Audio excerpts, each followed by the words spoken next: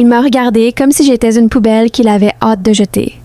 Et il n'avait aucune idée que la femme dont il se débarrassait deviendrait la seule personne dont toute la ville parlerait en 1 an. Je me tenais figée dans notre chambre avec une robe que j'aimais. Et à ce moment-là, j'ai compris que 20 ans de ma vie ne signifiaient absolument rien pour l'homme qui se tenait derrière moi. Je m'appelle Rachel et j'ai 42 ans. Ce soir-là, dans notre maison à l'extérieur d'Atlanta, j'avais sorti une vieille robe du fond de mon placard dans l'espoir d'avoir l'air présentable pour un dîner d'affaires auquel mon mari Derek voulait que j'assiste avec lui. En regardant mon reflet, j'ai remarqué à quel point ma peau était devenue fatiguée, à quel point mes cheveux n'avaient pas vu de salon approprié depuis des années et à quel point il restait peu de la jeune femme confiante que j'étais avant que le mariage n'engloutisse chaque partie de mon identité. 20 ans plus tôt, je travaillais comme designer de produits pour une entreprise de mode du centre-ville. Et mon ancien patron avait l'habitude de dire que j'avais un instinct pour les vêtements que la plupart des créateurs ont passé toute leur carrière à essayer de trouver. Mais une fois Derek et moi mariés, ma vie s'est entièrement repliée sur la sienne. Chaque transfert d'emploi signifiait que j'emballais notre maison et reconstruisais notre routine à partir de rien. Chaque visite à ses parents vieillissants signifiait que je m'occupais de la paperasse de l'hôpital et de longues nuits de gardiennage, tandis que chaque dollar de rechange allait à ses costumes, à son image et à ses ambitions au lieu des miennes. Derek travaillait comme directeur de compte dans une agence de publicité très fréquentée et il ne m'a jamais remercié une seule fois pour les sacrifices qui lui ont permis de gravir les échelons. Cette nuit-là, sans même se retourner pour me regarder, il a dit que mon apparence était embarrassante, que je m'étais laissée aller et qu'une femme nommée Bailey, sa jeune collègue, avait le genre d'éclat que je n'aurais plus jamais. Puis il a ouvert le tiroir de la table de chevet et a déposé une série de papiers de divorce directement sur le lit devant moi. Je mérite quelqu'un qui correspond réellement à mon statut maintenant, a-t-il dit, me fixant comme quelqu'un regarde les ordures qui attendent près du trottoir. Il m'a dit qu'il avait fini de faire semblant d'aimer une femme qui était devenue grosse et fringante et qu'un directeur de compte comme lui avait besoin d'une femme qui avait l'air de la partie debout à côté de lui. 20 ans de dévotion effacés en une seule phrase cruelle et il s'attendait à des larmes, des cris, peut-être même à mendier. Au lieu de cela, je n'ai rien dit du tout. J'ai raccroché la robe à son cintre, j'ai ramassé le stylo posé sur la commode et j'ai signé mon nom sans un seul tremblement dans ma main. Je comprends. C'était tout ce que j'ai dit. Derek avait en fait l'air déçu que je ne l'ai pas combattu, couvrant rapidement sa surprise d'une insulte sur à quel point j'avais toujours été ennuyeux et simple. Cette nuit-là, j'ai fait une petite valise et je suis sortie de la maison dans laquelle je vivais depuis 2 décennies et pour la première fois depuis des années, mes pas étaient légers au lieu d'être lourds. Le lendemain, Derek s'est assis dans un salon sur le toit surplombant les toits d'Atlanta avec Bailey, se vantant de la facilité avec laquelle sa femme s'était repliée, convaincue que j'avais accepté la défaite parce qu'au fond de moi, je savais que je ne pourrais jamais rivaliser avec la jeunesse et la beauté. Pendant ce temps, je me suis assis en face de ma plus vieille amie, Nicole, qui a jeté un coup d'œil à mon visage épuisé et m'a attrapé les 2 mains. « Tu n'es pas devenue laide », m'a-t-elle dit fermement. Vous venez de passer 20 ans à vous mettre en dernier pour tout le monde, et ce n'est pas la même chose que de disparaître. Nicole m'a remis une invitation à notre réunion de lycée de 20 ans l'année suivante, et a mentionné que mon ancienne patronne, Vivian Hale, avait de nouveau posé des questions sur moi, espérant toujours que je retournerais au travail de conception. Assise là, avec un vieux sac d'échantillons de tissu que j'avais attrapé instinctivement en quittant la maison, j'ai senti quelque chose de longtemps enterré commencer à s'agiter tranquillement à la vie, même si je n'avais toujours aucune idée s'il restait une place dans ce monde pour une femme que mon mari avait appelée finie. Quelques jours plus tard, j'ai rencontré Viviane dans son studio de design dans un quartier branché de la ville. Elle m'a regardé avec les yeux perçants et évaluateurs de quelqu'un qui voyait plus que la peau profonde. Je lance une nouvelle ligne de vêtements pour les femmes qui font face à l'âge et au changement corporel, a-t-elle déclaré, glissant une proposition sur la table. Je veux que tu diriges la conception.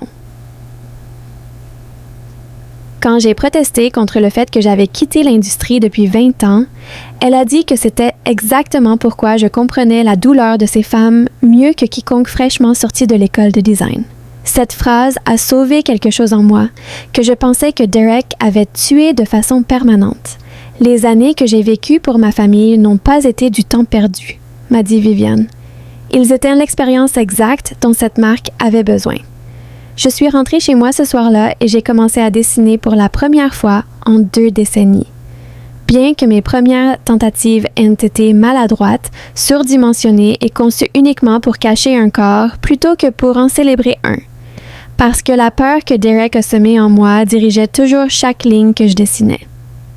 Les semaines passaient alors que je me débattais avec des prototypes ratés. Rester éveillée jusqu'à l'aube pendant que Viviane me disait doucement mais honnêtement que mes premiers dessins ressemblaient encore à une armure, des vêtements destinés à cacher plutôt qu'à briller.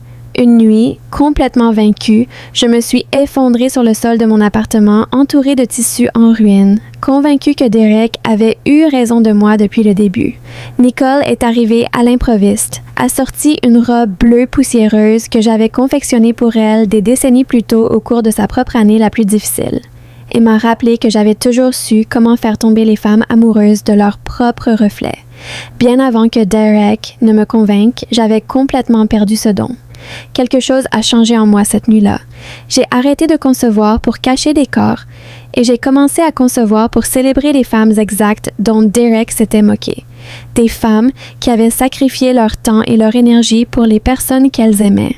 Pendant ce temps, sans aucune idée que son ex-femme était derrière le label de Viviane, Derek se pavanait dans son studio en lançant une campagne publicitaire agressive pour le même public cible. L'un construit entièrement sur le déclenchement des insécurités des femmes vieillissantes avec des modèles incroyablement jeunes. Un plan que Viviane a rejeté sur le champ après l'avoir entendu traiter ces femmes de paresseuses pour avoir négligé leur apparence. Furieux et humilié, Derek a lancé une campagne rivale par l'intermédiaire de sa propre agence, déterminé à enterrer la marque de Viviane avant qu'elle n'ait jamais eu la moindre chance.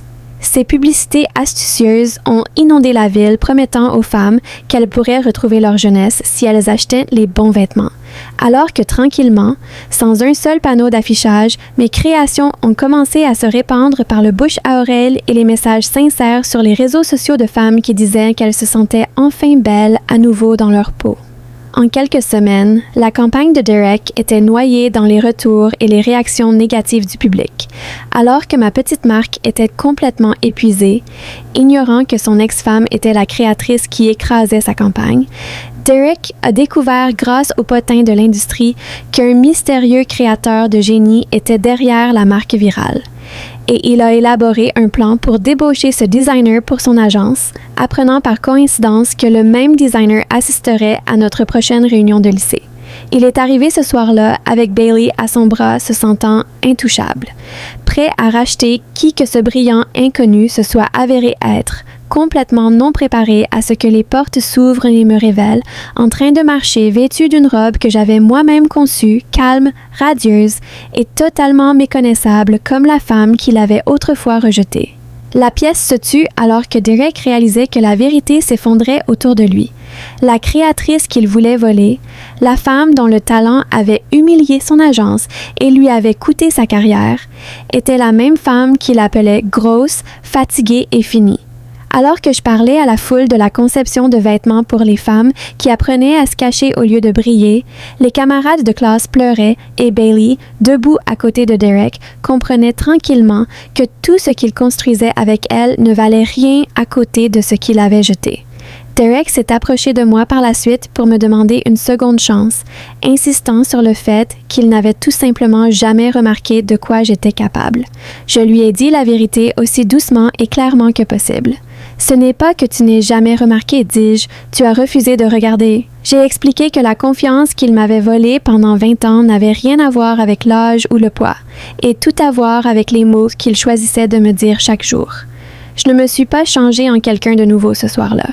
Je suis simplement redevenue moi-même une fois que sa voix n'habitait plus dans ma tête. Des mois plus tard, ma marque a continué de croître à travers le pays, rempli de lettres de femmes qui disaient mais que mettre mes vêtements les aidait à s'aimer pour la première fois depuis des années. Derek a perdu son emploi après l'échec de sa campagne, a perdu Bailey peu de temps après que les retrouvailles aient révélé la vérité, et mène maintenant une vie calme et humble, pendant que je me réveille chaque matin en choisissant des couleurs et des tissus pour moi seule, en ne portant du rouge à lèvres que pour moi et en marchant dehors avec une stabilité que je n'ai jamais eue pendant que j'étais mariée avec lui. Ce qui vole la beauté d'une femme n'est jamais son âge ou son corps. Ce sont les mots cruels qui visent son cœur, et au moment où elle se choisit enfin, rien ne pourra plus jamais tamiser sa lumière. Si cette histoire vous a touché, cliquez sur s'abonner et restez avec les histoires de vengeance, car la prochaine histoire de force tranquille et de justice puissante arrive très bientôt.